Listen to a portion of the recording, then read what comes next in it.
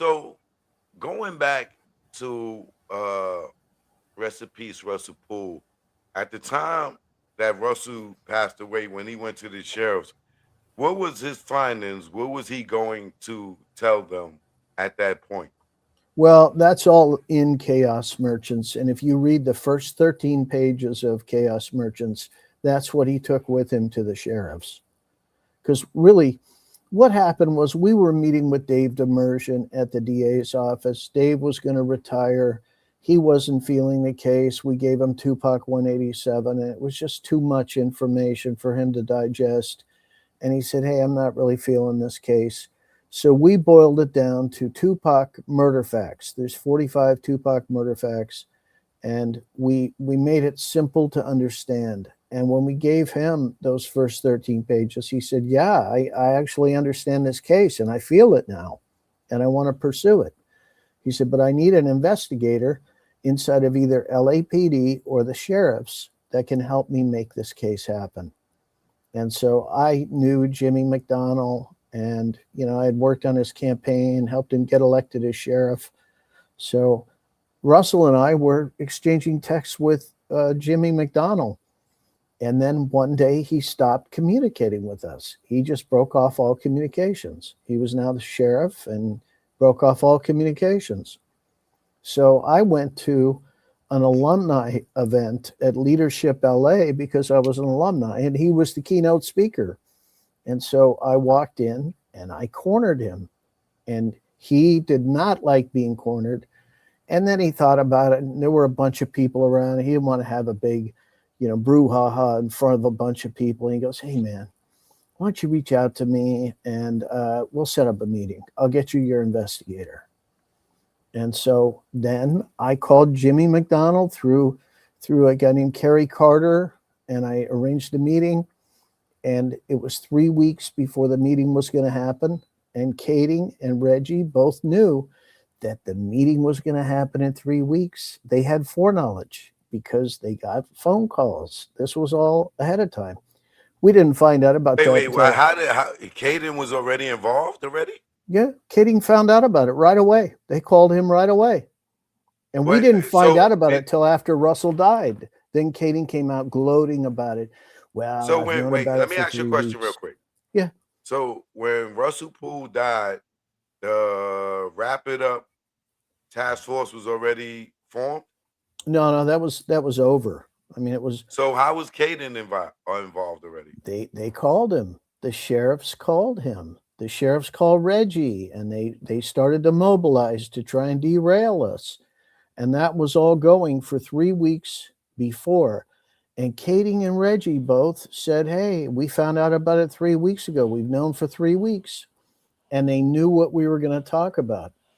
And then it was about, I don't know, I want to say 3 or 4 days, we found out that it was an off duty sheriff to let the shooters into the club at the One Oak. And that same off duty sheriff, or Sheriff Boyd, drove the shooters to the airport the next day. That's when Suge got shot, right? Yeah, that's when Suge got shot. He was shot 7 times. And Right. what did the shooter yell? "You killed Tupac." I mean, you can't make this stuff up. The shooter was trying to pin the murder of Tupac on Suge, and he was going to shoot him, kill him, and then leave. And so this was I all a believe setup. that guy told this the story. His name is Ali.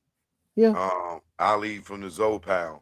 He yeah. spoke out about shooting Suge, and I allegedly had some connection to do with Jimmy Henchman, sending Well, Suge a message. okay. I mean, but they yelled to who "You killed Tupac." Everybody heard it. There Right. was a woman that was shot then too, and I reached out to a lot of these folks, and nobody really wanted to talk about it. They were terrified of this whole thing. But Right. anyway, so Katie and Reggie found out about the meeting 3 weeks before it happened. And then a few days before this, we find out about the off-duty sheriff. And I talked to Russell about it. I said, "Hey, man, are you sure you want to go through with this?" And he said, "Yeah." And then the investigator called, and I'm trying to remember his name. I think it was Rod Cush or something. And he said, "Hey, what are you going to talk about?" And he told him about the off-duty sheriff. And he said, "How did you find out about that?" Not, "It's not true. How did you find out about that?" And Russell said, "Oh, so it's true." And he said, "This is a cop thing now. Don't bring Carlin to the meeting." And so I was disinvited from the meeting. And Russell, come alone. What does that sound like? Right. That's a So when setup. so when Russell goes to them, he is who is he implicating as a suspect? Well, it's the gang people, it's the Patton brothers, Little Half Dead, and it's also all the corrupt cops: Rafael Perez, David Mack, Kevin Gaines, Sammy Martinino Durden, Reggie Wright Sr., Reggie Wright Jr., and some of the other Compton cops. They were all, it was an operation, or what I like to call a copperation.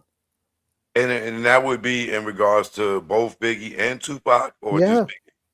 Oh, both of okay, them. And that's why if the city of LA is found to be liable, it's an $8 billion problem for them. And right. I reached out to Mike Fuhrer and I reached out to Ron Galperin because, I worked on all their campaigns. And I said, hey, you guys got a problem with this. The thing that I'm trying to figure out is how did Greg Caden get involved? So I know that he was put on the Rapid Up Task Force with Tim Brennan, correct? Yeah. Yeah. Well, He was, how was he a part of the story before that? well, I think these guys are all friends and they've known each other forever. And Greg Kading, when I had my big confrontation with him on that radio show, the murder mystery radio show, I said, hey, you're covering for your friends. He said, yeah, they are my friends and I am covering for them. And so there was, when you look at like the confession letter, it never saw the light of day because it was derailed by Albanese at LAPD.